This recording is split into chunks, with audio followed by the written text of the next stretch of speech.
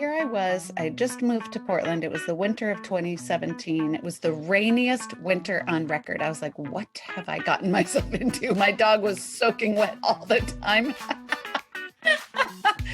And I reached, the number on the scale reached an all-time high, and I pictures came back from South Africa, and I was like, I didn't even recognize myself, and I didn't feel like myself. I didn't recognize myself. So shortly thereafter, I went home to Colorado to visit my mom, and she said, let's use this time that you're home to turn the weight around.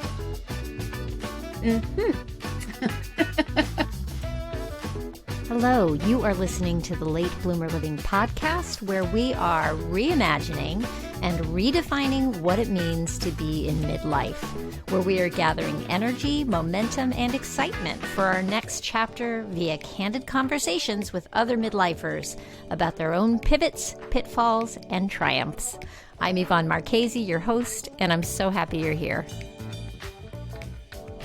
So I have to tell y'all, well, there's my Texas showing. I am one of the many people who has been finding it challenging to keep the weight off this year.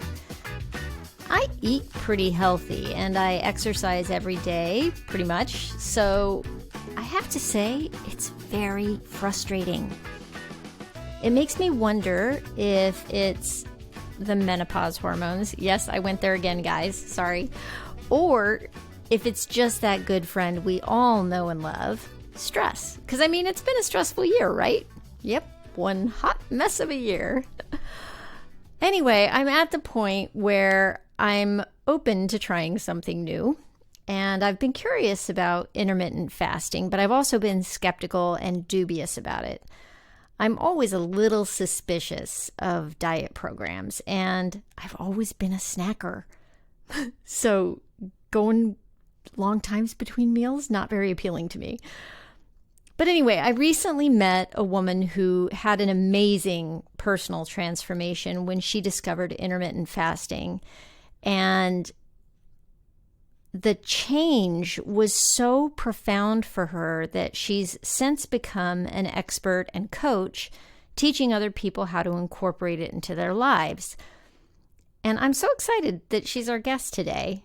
I'm talking to Lori Lewis of Fast Forward Wellness, and I can't wait for you to hear her story. So let's just jump right in. Let's go. Hi, Lori. Thank you so much for being with me today. Hi, Yvonne. This is great. It is great. Man, it has just been so long since we first talked. We met in Clubhouse.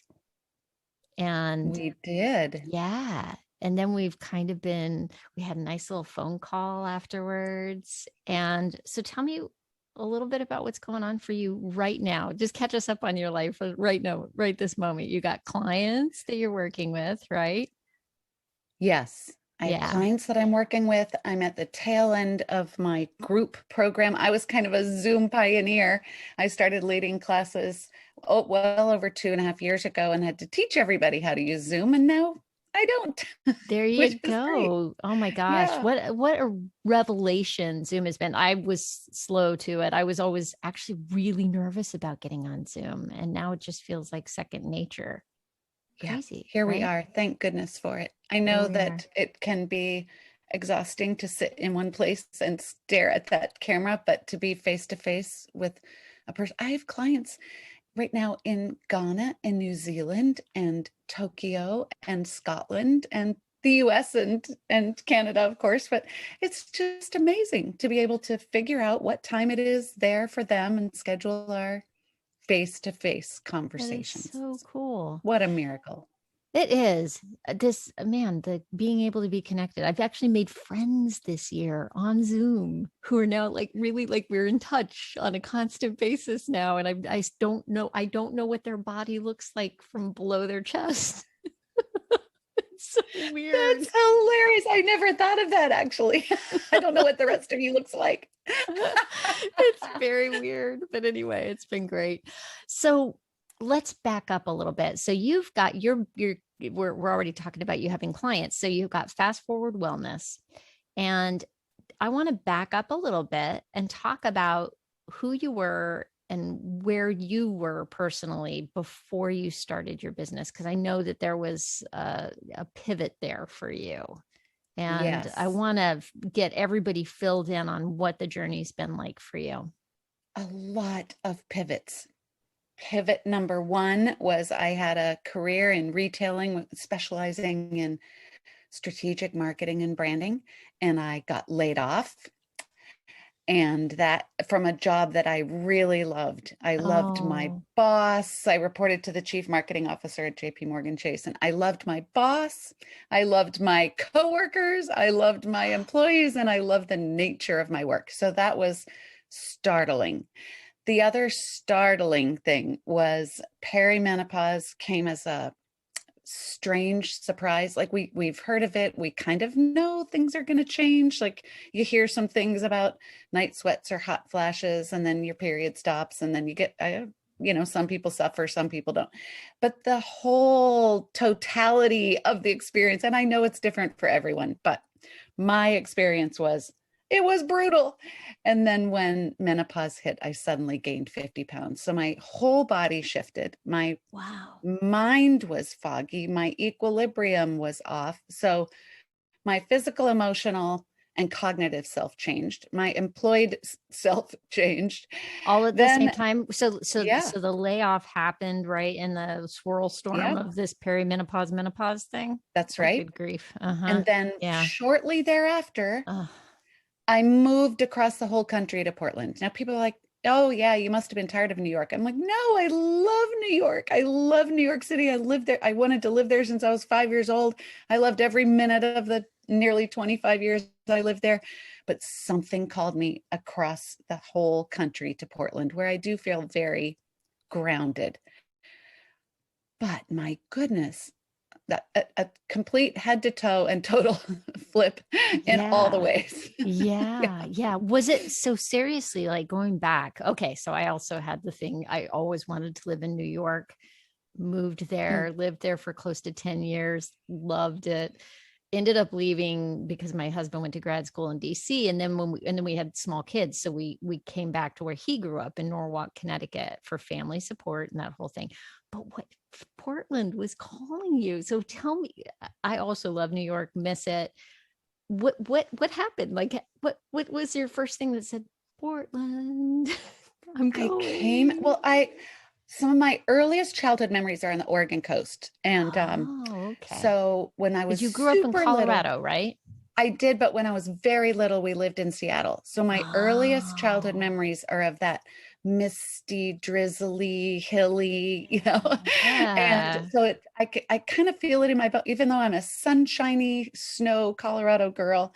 I don't know. I've lived in a lot of places and it's all in me in a good way. And so I'm familiar with this environment here. And I'd been to Portland, you know, been here, but didn't really know it well. And I came for a conference, a personal conference that a friend invited me to that was a lot of fun and engaging. It's called the World Domination Summit. Chris Guillebeau Love it. started this conference about 10 years ago. And people think, world domination, what the heck is that? It's so the values are um, community, service, and adventure. And the inquiry is how to live a remarkable life in a conventional world. And I seem kind of conventional, but boiling underneath the surface is I want to do things different. I just want to be able to be myself, right? I think everybody really does. And I've always followed my whims, actually. And so the whole time I was here for this World Domination Summit, people kept asking me if I was moving to Portland. People weren't asking other people if they were moving to Portland. They were asking me if I was moving to Portland. And I was like, I'm Really? moving to Portland. That's so funny. So then Wow. one of my friends who lives in San Francisco, she's like, maybe, Lori Lewis, maybe your heart's in New York, but your soul is in Portland. I'm like, stop already. That's ridiculous. And then I had another chance to come back. And then some friends who live here invited me in the winter when it was pouring down rain all the time. And I liked it. And all of a sudden, like maybe 2 years later, so it was 2017, Wow. my friend said, so are you moving here? And I was like, yeah. It was 2016 when I made the decision, and 2017 when I moved here. So Wow. wild, right? And here I am. And I live in the cutest little place, has a wood burning fireplace. I have a parking spot, which a parking spot A when I moved here, I was parking like, I don't even have spot. a car. I hadn't had a car in 30 years. And it's just adorable. And to be here in this place that feels like a gentle, grounded nest, especially during COVID, was an Yeah. absolute blessing. So I'm Hmm. grateful, Yeah. just immeasurably grateful. Wow. Wow. I remember you told me a story when we were when we talked last time about falling down the stairs Yeah, in New in the York, in the subway, subway. right? And that was part of your perimenopause Hmm. thing, right? I I want to know about that because that I was a was massive thing. That was a massive event for you, wasn't it? I was so off balance. I uh, like I think of going in those long escalators down into the subway, and I would have to hold on because I felt so off kilter. Same thing with stepping downstairs. Now I'm an athlete. Been a marathon runner. I'm a yogi. I always say I'm an experienced beginner. I've been an experienced beginner for my entire yoga practice career. Me too.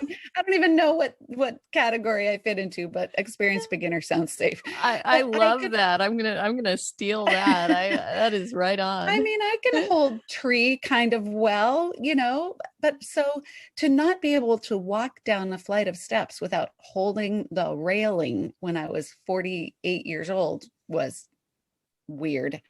And so I stumbled. And It was scary, I the, bet. Oh my gosh, I can't yeah, imagine what it that was does to on your the mind. street level. So I was on 14th and 8th Avenue at the ACE L train entrance. And I was reaching for the rail, and I tripped on the top step, and I literally went face down, boom, boom, boom, boom, boom, and then I found Oh my myself gosh. basically at the bottom of the steps, and people stepped over me. And Uh, people are like, and you still love New York? Yes, I do. But that was not a great experience. that is unbelievable that nobody stopped to help you. Yeah, I was just crumpled. That is Yeah. nuts. That is so crazy. Oh my gosh, I wish I had been there. Thank you. I know it's the only way I can describe it is I just did not know myself. I felt like I'd been taken over by an alien, like an on balance, clear, sharp, athletic, quick decision making, alert person turned into a foggy, lumbering in pain head to toe. I was never diagnosed with fibromyalgia. I don't think that I had it, but it was that kind of when people with fibromyalgia describe the pain that they're in, that seemed like what it was And like they all kind the of that time. kind of goes in hand with like a chronic fatigue syndrome, those Hmm. symptoms, right? So were you Yeah, tired all the time too? yeah. I had Yeah. a total adrenal crash also, which came from never eating dinner before 9 p.m., usually 10 p.m., which means you don't get to sleep until 2 a.m. But then yeah, I didn't realize how much stress I was under like I just three different doctors, they were like, you need to reduce stress. I'm like, stress? What stress? They're like, oh, you don't even know you're under stress. You're a real problem case. That and you're not alone. You are not alone. I have talked to other guests who also had careers that were successful. I mean, they were C-suite, doing their thing, and it took a physical, their body telling them, Yeah. bam, some thing happened for them, and then tapped them into the awareness that, oh, I'm not on the right path for me. Yeah. And Wow. I've since learned so many women have this similar experience around 47, 48, 49, that the body Mhm. is just like time out, game over, can't take it anymore. Yeah. Mhm. Mhm. So it's oftentimes with perimenopause and menopause, what arises are other autoimmune diseases, and the body's literally saying, You've stuffed down this stress for so long, and we're about to embark upon a giant hormonal shift. And if you're not going to stop yourself, we're going to stop you." Yeah. So, yeah. Yeah. Mm. Wow. So what happened next? Like, so did the move to Portland, was that part of what started to get you on a better path, or did you figure things out for yourself before your move? No, I moved here, and I went to South Africa that winter. It was incredible. My aunt and Mm, uncle are in their early 80s and they love to travel, and they needed some extra help. So I was their Sherpa and guide and time teller and tip giver and organizer. And we went to Kruger. I mean, it was just absolutely magical. I could drive around in a Jeep every day for the rest of my life looking at animals. It was that just sounds fabulous. absolutely one day, the most magical day. I saw 44 elephants in one day. And it's like, why did I start counting? Well, I started counting because I remembered like the first five, and then there was a giant herd. So I was like, oh, I'm going to count them all. And then there were more, and I added to it. And then at the end of the day, so I thought at that point, well, whenever I have an amazing day, I'm just going to call it a 44 elephant day. I love that. I love that. Oh, But wow. I got bit by 3 ticks and I didn't know it. And I got Oh, African tick bite fever, which doctors in Portland were not familiar with. So I have always avoided antibiotics personally. They hand them out like candy, and I'm like, so mhm. that's just been my personal thing. When they said around a 30-day round of antibiotics, I couldn't take them fast enough because I was like head to toe. It was crazy, crazy African tick bite fever. So here I was. I just moved to Portland. It was the winter of 2017. It was the rainiest winter on record. I was like, what have I gotten myself into? My dog was soaking wet all the time. And I reached, the number on the scale reached an all-time high. And the pictures came back from South Africa, and I was like, I didn't even recognize myself. And I didn't feel like myself. I didn't recognize myself. So shortly thereafter, I went home to Colorado to visit my mom, and she said, let's use this time that you're home to turn the weight around. Mhm. Mm, as only a mother can. And only a daughter's ears can hear it the way a daughter's ears hear that, which is Oh, not how awesome. spot I've, on. I've Spot had many on. men hear that and they're like, oh, how helpful. I'm like, not helpful. Not helpful. So I wailed. I was 54 years old, and I literally turned into a screaming and kicking toddler, somewhere between 2.5 and 7 years old, losing it. Yeah, we're not too old to do that, are we? Oh It my goodness. happens. It She happens. listened. I wailed. I was like, what do you think I've been doing for 4.5 years? It's like trying everything, trying to feel better, doing everything I can to feel better. All the tricks that I did in the past, if 5 or 10 or 15 pounds came on, I knew exactly what to do to take it up. Suffer a little bit with, go to the gym a little more, and it would turn it right around. Well, those things didn't work. So she listened to me wailing, and she said, with her eyes wide and her ears really listening, she said, let's pray for an answer. Because there was clearly, I had done everything and I was at my wit's end. And you can tell that I'm an optimistic person, right? And I had just Absolutely. gotten to Yeah. this point where I thought, oh, is it really all downhill from here? Like, Right. do I have to subscribe to Isn't this that the belief? scariest damn thought? The worst. I'm with you. Oh my gosh. I was there. I was there. Like, I have to roll with it. Like, oh, I have to agree to this belief that it gets worse and worse forever. It's foggier, sicker, heavier, in more and more pain, more medication, and then you kick it. I'm like, oh, I have to roll with that. So that's where I was like, oh man. But I had just enough of a glimmer of hope in my mom saying, let's pray for an answer, that I thought maybe there's an answer. There's still gotta be, there's still gotta be an answer. There's a way, there's a way. I felt like these hormones were all out of whack. It felt hormonal. Everything about it felt hormonal. And so, and I was going to acupuncture. I was doing everything.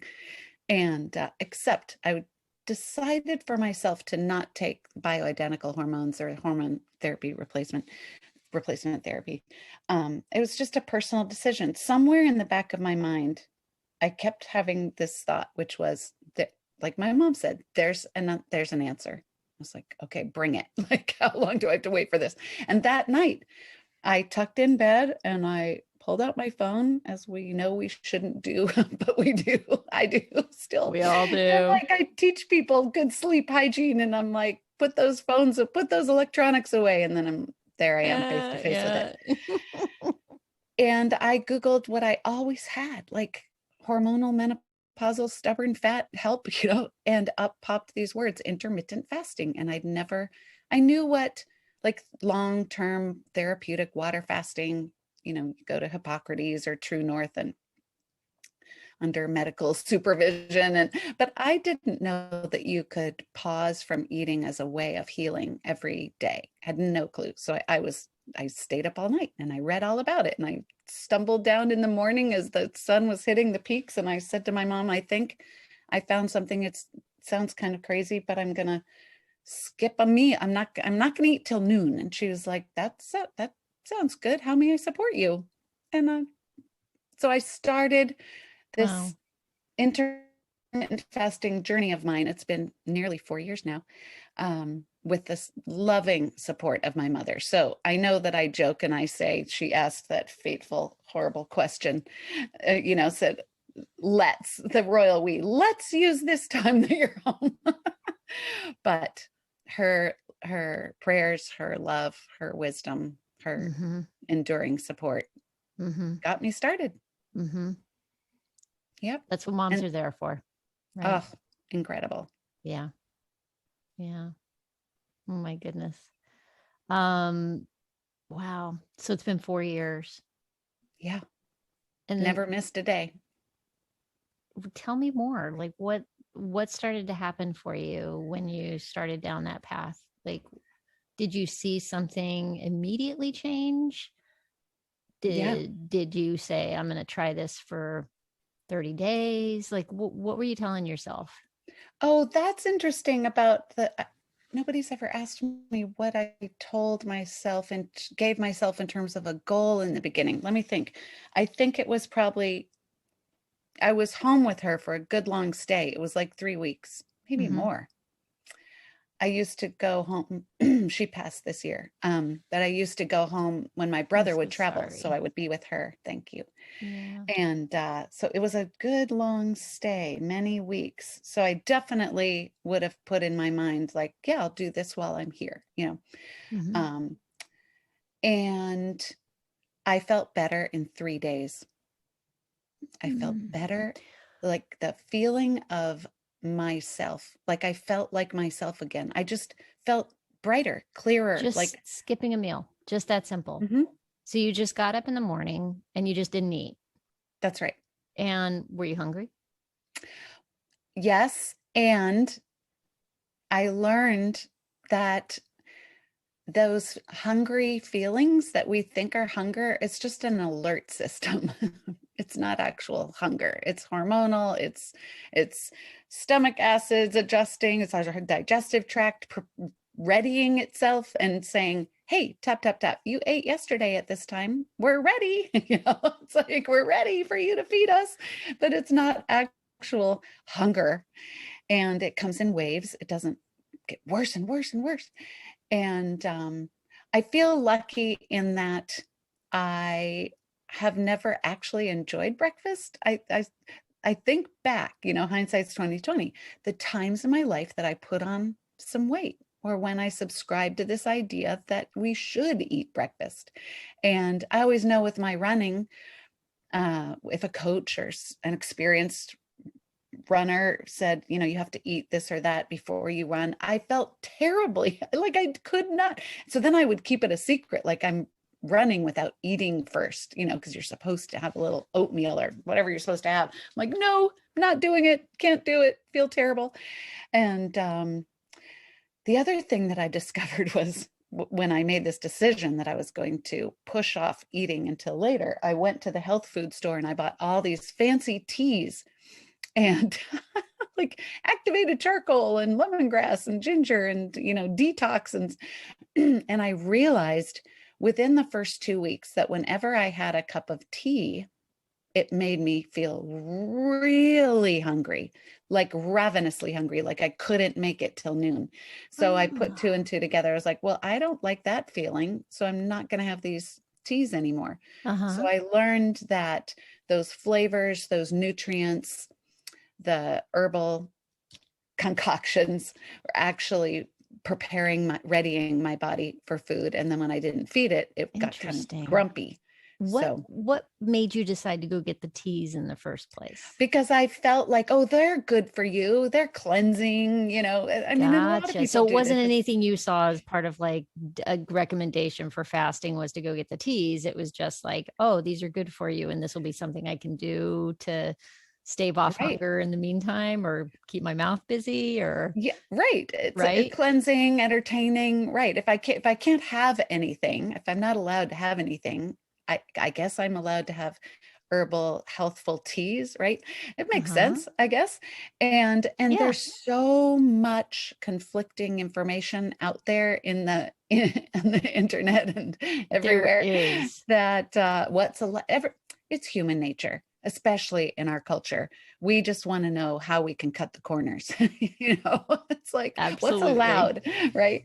And we love cutting corners. And so if someone says you're allowed to have this, people are like, well, I'm allowed to have it without even learning what's actually happening in your body when you have that, right? So I pretty quickly, as I said, on my own, figured out plain black coffee, a cup of coffee. I've dramatically in the last 10 years reduced my coffee intake. I have one little tiny, I'm still nursing this one for this cold now, you know, and one little cup of black coffee. I often don't finish it. And then plain water. And that puts the body into this beautiful state of repair, deep cellular repair, digestive, hormonal, metabolic rest. And then I get to eat later. And it's funny, I was talking to someone the other day and they were like, oh, I feel kind of dumb, but I thought maybe intermittent fasters didn't like food. It's like, what? We love our food more than anybody because we have this eating window and you get to say how long your eating window is. I started with an 8-hour eating window with 2 meals, and then that just felt natural. I didn't push to go longer. It just felt natural to fast a little longer and have a shorter eating window. And so if you're eating in an eating window, you get kind of snobby about the quality of the food that you'll be eating because we just don't eat all the time. So it better be good. Right, Yeah. right. Oh my goodness. So what do you like to eat when you're in your eating window?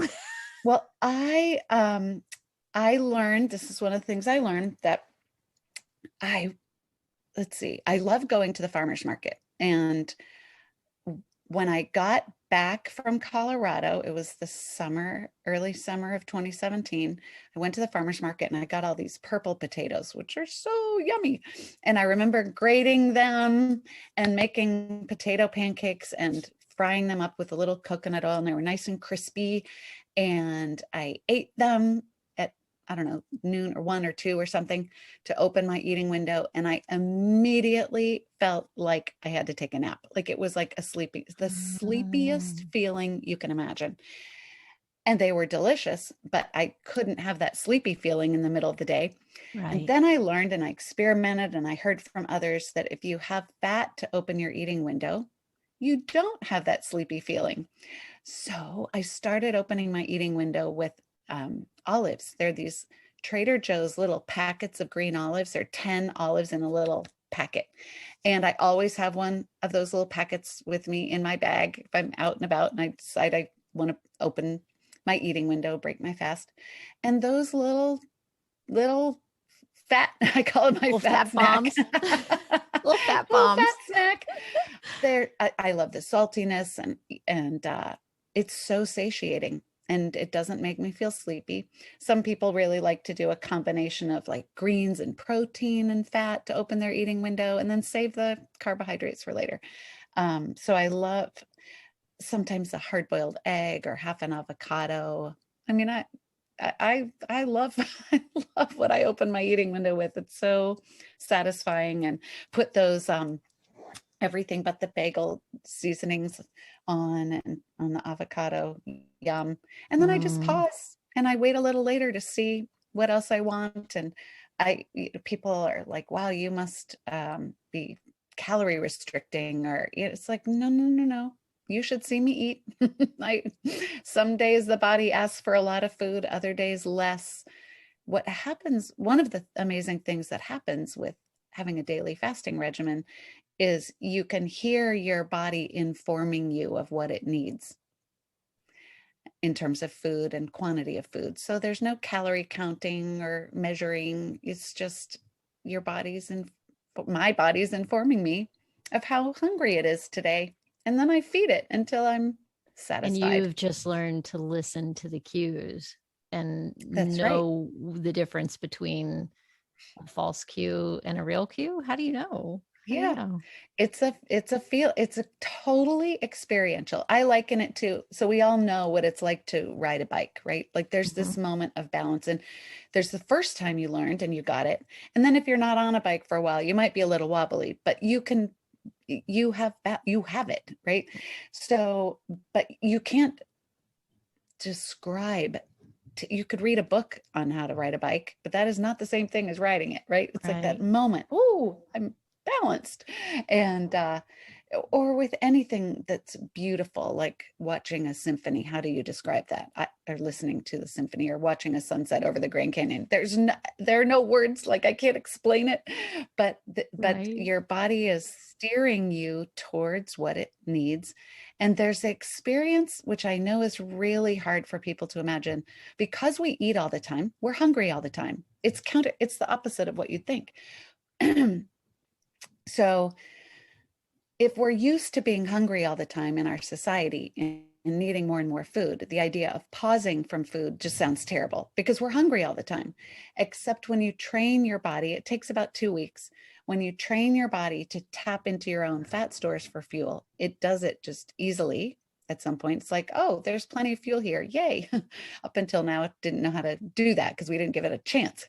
And so when you're in that bright feeling, that bright energy of burning your own body fat for fuel, you do feel pleasure in the continuing of the fast. And then in the eating window, your body actually tells you when you've had enough food. And so, which is hard to, as I was saying, it's really hard for people to imagine that feeling of satiety because we're used to Mhm. eating till we're stuffed, like we have to unbutton our top button, or we're Mhm. stuffed.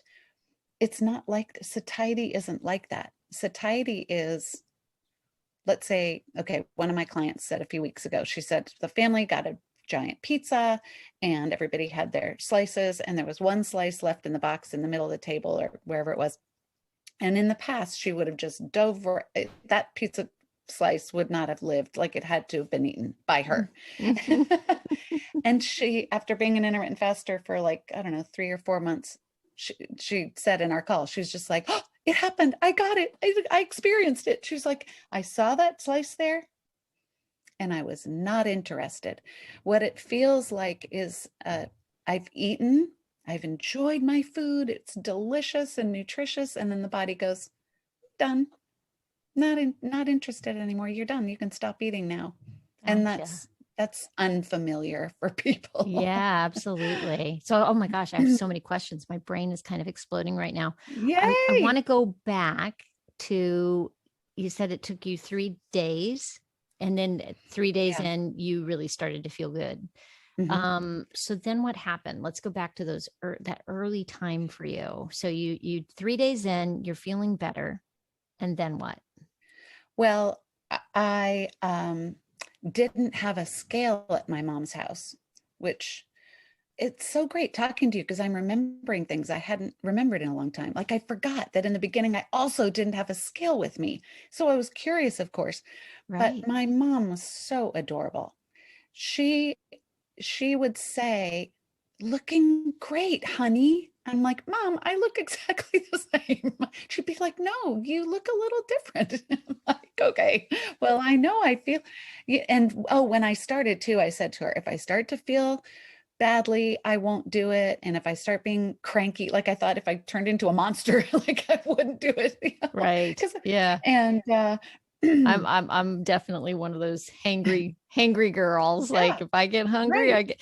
I get stupid and then I get mean. So, What's so great is you get people get over that really, really quickly and you yeah. just ease into it. And yeah. So I felt for step one, I felt so much better. Step two, I felt stronger. Like I remember going to a yoga weekend. It was like a 3-day weekend in the town where my mom lived. And that's a lot, like all day trainings for 3 days. I felt amazing. I felt much stronger and in my practice. And I was sleeping better.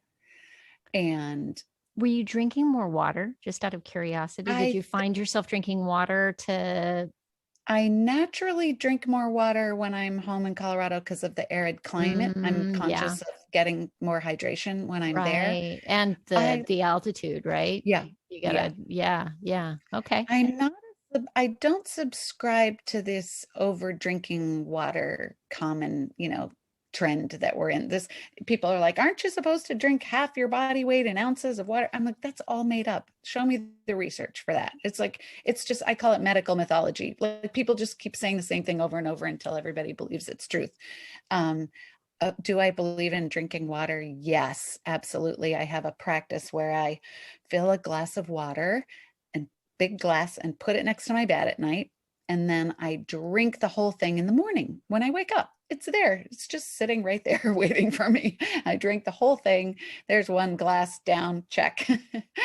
And yes, I would find in the beginning that I drank more water out of boredom and to kind of fill myself up and Mm-hmm. to prolong, Mm-hmm. um, but I wasn't, carrying a giant gallon of water around trying to force myself to drink it.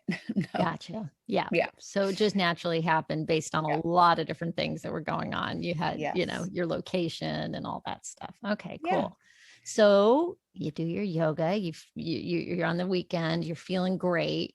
Mhm. And how many weeks in are you at this point?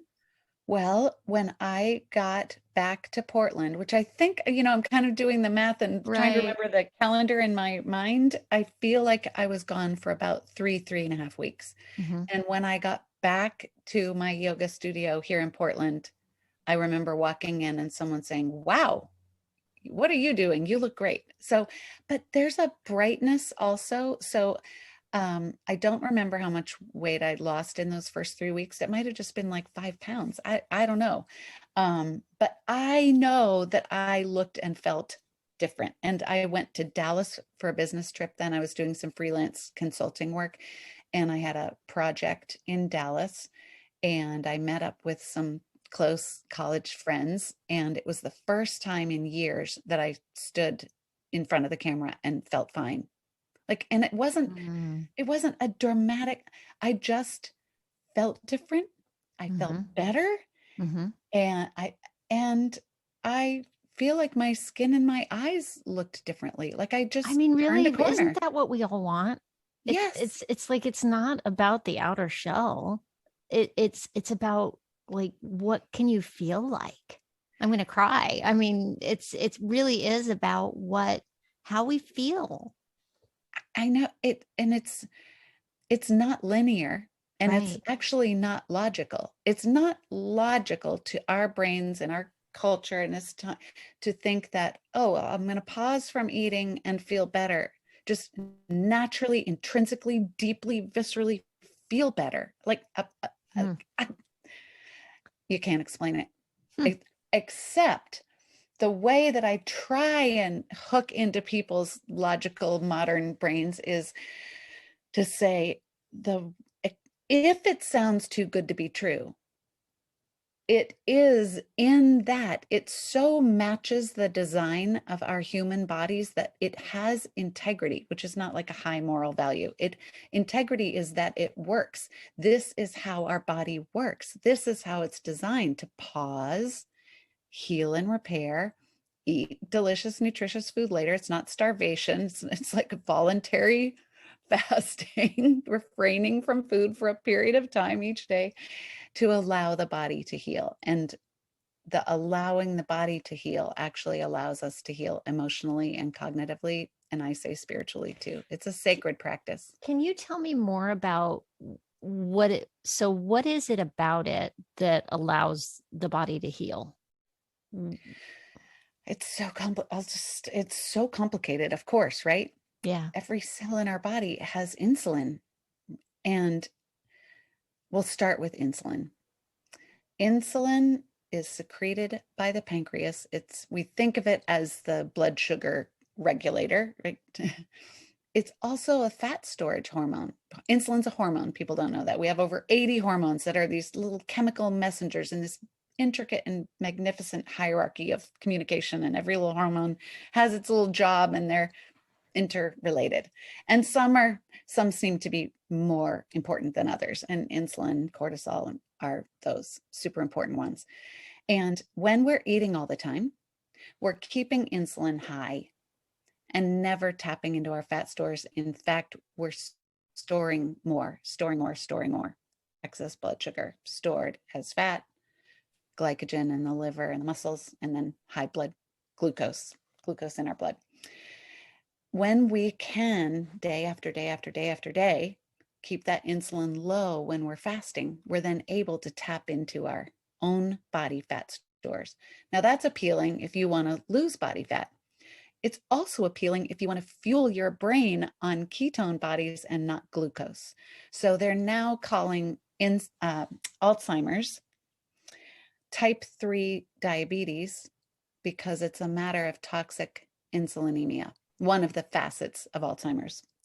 And so if we can ward off dementia, ward off Alzheimer's by pausing from eating and getting our insulin to a normal baseline level, and then eating later. Now, people ask about the eating. Of course, the first thing everybody asks them is, then what do I eat?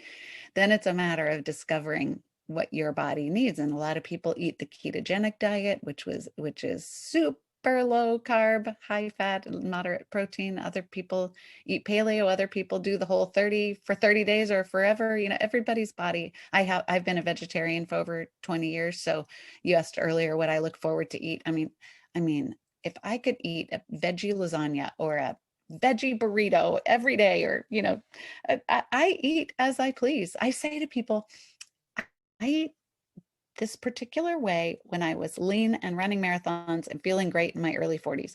I ate exactly the same way when I gained 50 pounds. And I ate the exact same way when I lost 50 pounds. The food did not change. The hormonal shift of menopause changed me.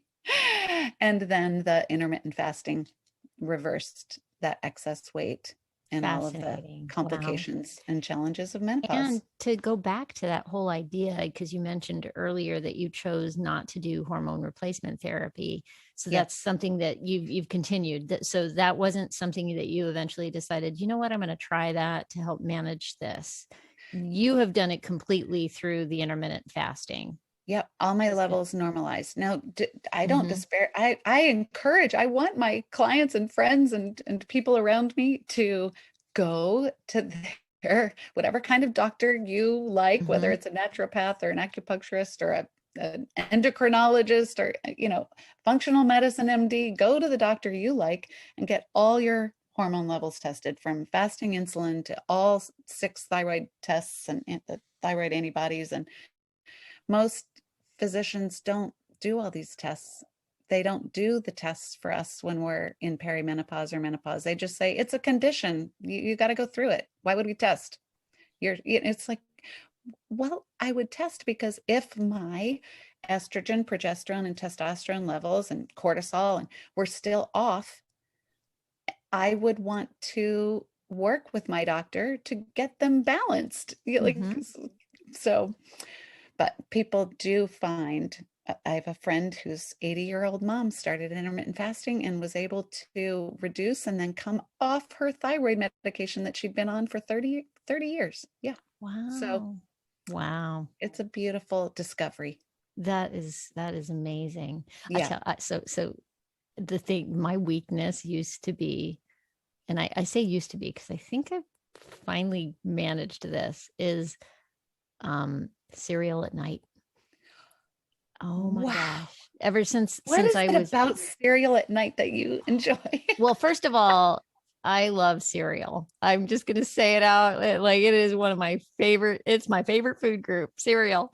And my parents would laugh if they were listening to this right now, because I would get up in the morning, and I have always loved breakfast. Oh my gosh. Like, you can't put it in front of me fast enough. And I remember when I was in my 20s, and I thought, dang, what happens if I ever I had kids late, and I was like, if I ever have kids and they need me to do stuff in the morning and I haven't eaten my breakfast, how am I going to be a decent mom? Like, I'm going to be a cranky, just awful mom. And that is hilarious. Has worked. It's hilarious. I was really worried. And I would always have, and really when I was young, I could do cereal in the morning, cereal in the day, in the afternoon, and cereal again at night, and in between all, like, I'm a constant eater. I'm like a whoop, whoop, whoop, whoop, eat constant, like, and low blood sugar dips. And I was like, well, I can manage the low blood sugar dips with constant feeding. That's right. And then as I got, into my 40s, all that started to catch up with me. Right. And especially late 40s, so you talked about being around 48. That's like around 48 is when I was the heaviest I had ever been. It was like my baby fat weight never totally left. And it was creeping up very slowly, and I was like brain fog and all this stuff. Ended up, like, I didn't start the fasting, but for me, it was just waking up in the mornings and meditating and exercising, and I didn't eat right away. So maybe that, part of it. And I'm about a month into that morning routine change that I made for myself. My son actually one day randomly was like, you seem happier, And I think it's the same effect you were getting from your mom and the people who hadn't seen you in a few weeks. And all of a sudden you show up and you've got this glow about you, whether or not you lost a lot of weight or not, right? There was something shifted within you. And I'm like, And that's when I realized I didn't have to eat first thing in the morning, right? Like, I could do all the other stuff and wait. And also I'd given up cereal at night for a while there, and really the weight like dropped off. I wasn't trying to intermittent fast or anything like that, but maybe like it was. So we could look. So people think Right? they're not doing it, or they think it's not for everyone, but let's take a look.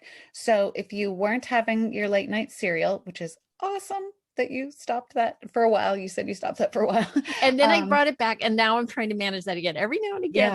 Like I think last night, I was doing some stressful stuff, and I was like, I'm having a bowl of cereal. Total stress eating. Because it's relaxing. It's comforting for you. Okay, so let's see, what time, when you weren't doing that, what time would you estimate generally that you stopped eating dinner?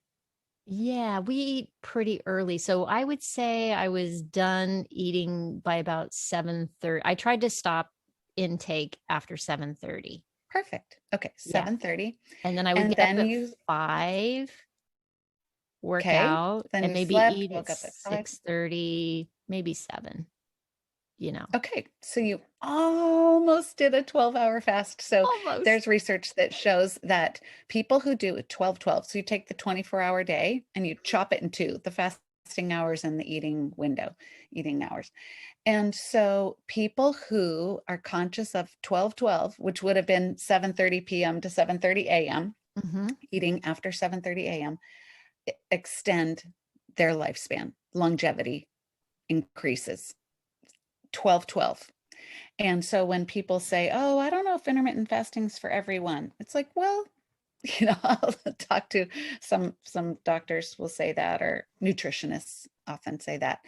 And I'll say, if you had a patient, with whatever, I'll say, tell me your most complicated patient, and they will. And I said, if they stopped eating dinner, if they stopped intake of any flavors or sweetness or, at 7 p.m., and then they had plain water and slept and woke up and had plain water and maybe plain black coffee and ate breakfast or had their creamy coffee after 7 a.m., so 12 hours later, would you think that was a good idea? And they were like, of course. I'm like, okay, that's intermittent fasting.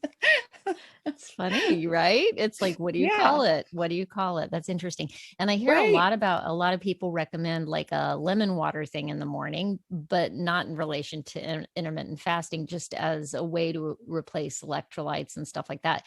Is that something that you would avoid, or? Yeah, I would Yeah. avoid it. And I love lemon. People are like, lemon's so healthy. Of course it is. Have it in your eating window. So, and you get to say when the eating window is. If you're like, I don't want to be like you, Lori Lewis, and eat one meal and a snack in a shortened eating window. Like for me, that's my sweet spot. I feel amazing. I don't even think about food Did or you tell eating. me Every once once you're in a while, my stomach will make a noise. I'm so sorry to What? interrupt, but did you tell me once that your eating window was 16 hours? Did I hear you say that? No, that's what I started with. I usually don't tell people what I do because they get stuck on it and think that I it's better, gotcha. longer is better. And so I'm in my groove. I'm in my happy place. My hormones are balanced. My fat is off my body. It's like, and I'm at a weight right now that is ideal for me. BMI, people argue about BMI, but I'm in Mhm. this healthy range, and my body fat's like, I don't know, 22, 23%, which is basically like a quarter of my whole body is fat. I'm not going to run out. So it's not like you turn into like all skin and bones. Like I'm healthy. Right. You just look Right? healthy. You just look really great, you know? Yeah. You don't look like Yeah. a skinny, like, you look great. Right. I hit my Yeah. sweet spot. And when I pulled down my box of clothing from the olden days that were cute that I was really wanting to fit back into, when everything fit, if you're on a diet, you just go back to doing what you did before. But one of the reasons we intermittent fasters keep doing it is because we feel so well. What is there to go back to? Eating all the time? That sounds terrible. you know? And so, I was going to say that the other day, my stomach growled so loudly that it just made me burst out laughing. I was like, okay, it's just funny that it does what it does. And hunger, as my mentor and friend Jen Stevens says, hunger is not an emergency. I'm just going to be eating later delicious food that's nourishing, and my body's in repair now, tapping into my fat stores, fueling my brain well. So, Yeah. Wow. yeah, And I mean, the brain fog just did you feel like the brain fog when did that like become not a thing for immediately, you? Immediately. immediately. Mhm. Yeah. So Yeah, great. So amazing. it is. It It is. really is. And then at some point you turned it into your business. We didn't Wow. even get there. Oh my gosh, I feel like we're running out of time, but Oh, tell I can tell say me a this little part bit about that. quickly. Well, I love people, and it makes my soul and heart happy to have people feel well and people feel in touch with their true nature and their amazing self. Like to have people around me, like I say people come to me for weight loss, but what they really get is they fall in love with their own magnificence. I'm like, surprise, you're going to love yourself out of working with me and practicing this customized plan that you get to say when you eat and how long you eat and how long you fast. And so people were coming to me, of course, they're like, what are you doing, how are you doing it? And I'll never forget, it was the New Year's Day after I'd been intermittent fasting for about 6.5 or 7 months, and I could not start the new year without expressing gratitude and sharing what I had experienced. It was like I'd kept my head down, I'd kept it private. I I would say to people, oh, I'm eating later, or I'd try and, if we had lunch plans or whatever, I'd try and make it a little later, or I'd move my eating window around to match my social plans. But I didn't go around saying, no, I'm fasting. No, I just kept it to myself. Okay, And yeah. then there was a day that I was like, you know what? I think I really want to share this. So on New Year's Day, 2018, I mustered up my courage and I put side by side pictures of where I had been 8 months earlier and what I looked like now, and explained what I was doing. And I just said, I cannot say goodbye to 2017 without expressing gratitude for this thing that I learned and that I'm doing that is making me feel so well. And I wrote every resource. I said, if you're curious about this, do all these things, read this book, watch this video, and my DMs blew up. Really? And so then I was coaching friends, telling them what to do. It seemed a little exasperating, because it's just so fragmented. And so I was at a wedding in early October 2018, and all my friends literally cornered me. I'm like, we're at a party. Leave me alone. I just want to have fun here. And they're like, no, you have to teach us exactly what you're doing. And I'm like, you guys, you just pick when you're going to eat, and you drink water and you drink black coffee and then you eat later. And they're like, they were mad at me. They're like, you're a jerk. It's not that easy. And so they begged me to have a class. And I said, well, if we're going to have a class, we're going to do it now. And they're like, for the holidays? I'm like, no better time. Why would we get to January and have to go on a diet? We're going to learn how to get through the holidays, enjoying all the delicious food we love, and have it in an eating window. And you're going to have my support. It was the best. That's when I started on Zoom, was the end of October 2018. And I led a class to 18 people. And my second class, I had people in Australia in it. I don't even know how they found me. And that's nuts. That's what I do. And then some people don't like a class, and some people have they prefer the customized, personalized one-on-one, or they have a crazy schedule and it's easier to just do the one-on-one. So I have two branches to my work. I lead these classes that I created, which is super fun and inspiring. And then I get the intimacy of the one-on-one support, which is so crazy, is equally as satisfying for me.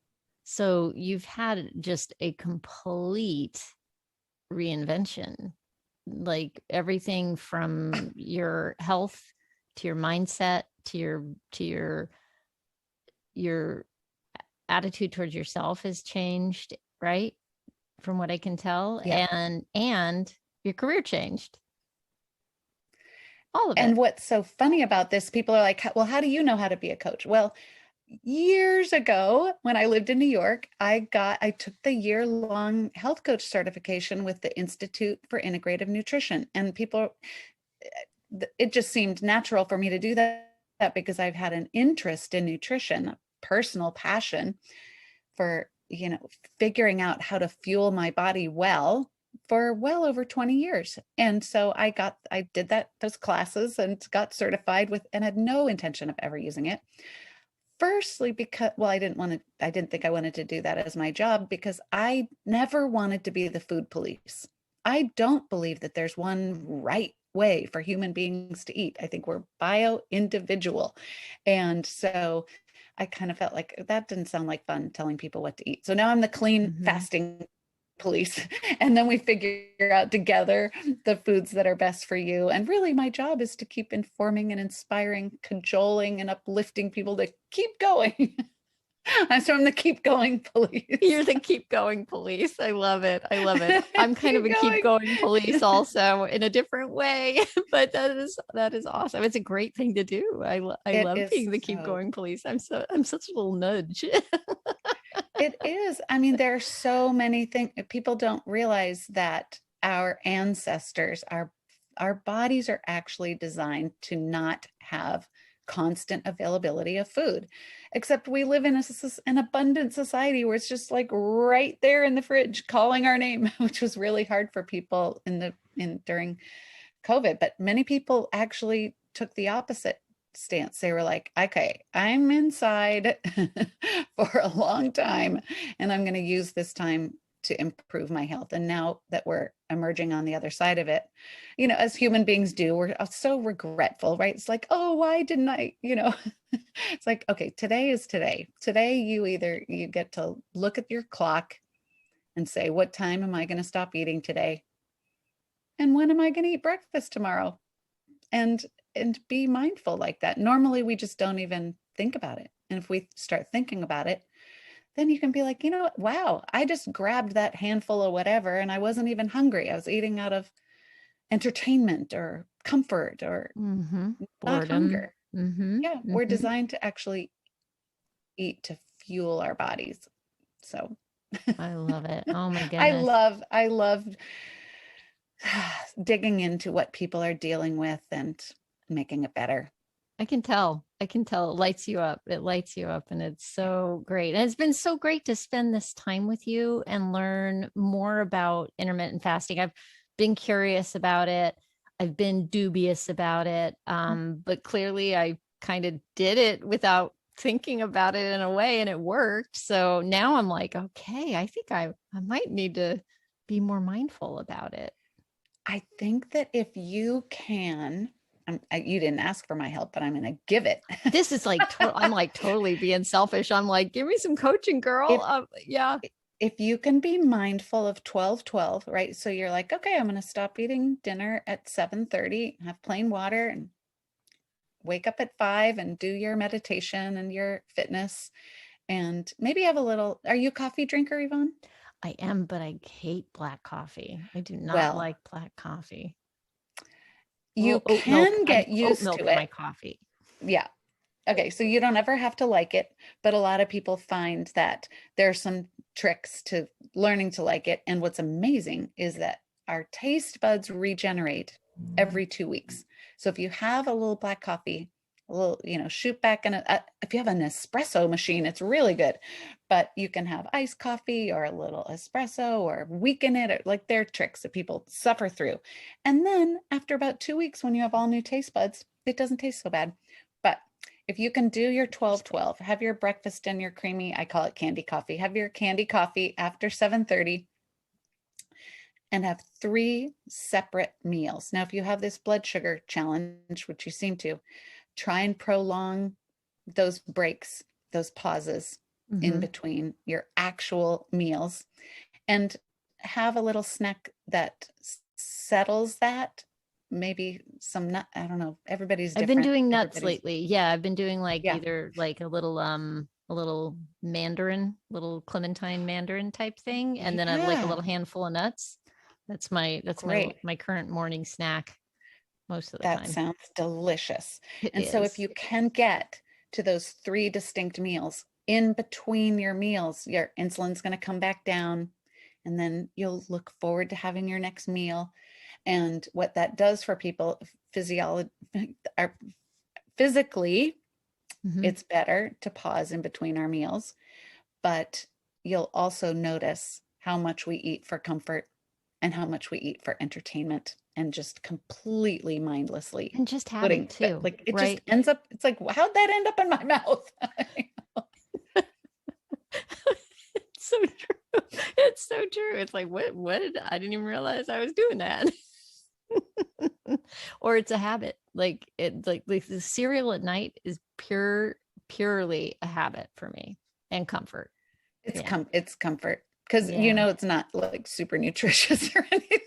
No, I know. It's like mostly sugar. It's terrible, but I love the way it tastes. And what's your favorite? Is there one kind that you like, or do you have a mix of, you mix it up?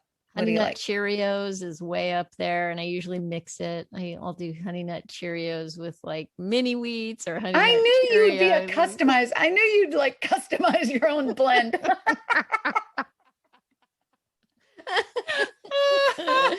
That's fun, like a potpourri.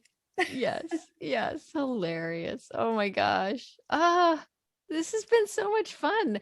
I feel like we need to talk again at some point. Let's do it. Yeah.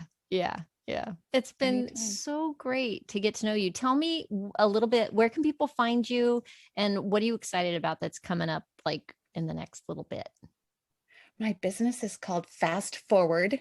So it's fastforwardwellness.com. People can find out a little bit about me, about intermittent fasting, about what my clients have said about my programs and my coaching. And then you can choose. You can look like, oh, does the group suit me? Does the one-on-one suit me? And you can rate me there. I've also have my group programs are called Fast with Lori. So you can also find me at fastwithlori.com and just sign up for a group program there. And what I'm excited about my next, I'm always looking forward to the next group program, and especially, here we are together in April. I think it's April. And I'm already thinking about the holiday program. It's so much, it'll be my fourth one. It's so much fun. We read different books, and you think, how could I possibly take a class during the busy holidays? But it's 75 minutes a week, and people are there. I record it in case you have to miss it. You can watch the recording, but it's so I'm getting ready for from Halloween candy to New Year's champagne. I'm already thinking about it. I love that you're already planning the holidays. Oh my gosh, that's I so can't cool. wait. Well, thank you so much for taking time to talk to me. And I am so looking forward to staying in touch with you and keeping the conversation going.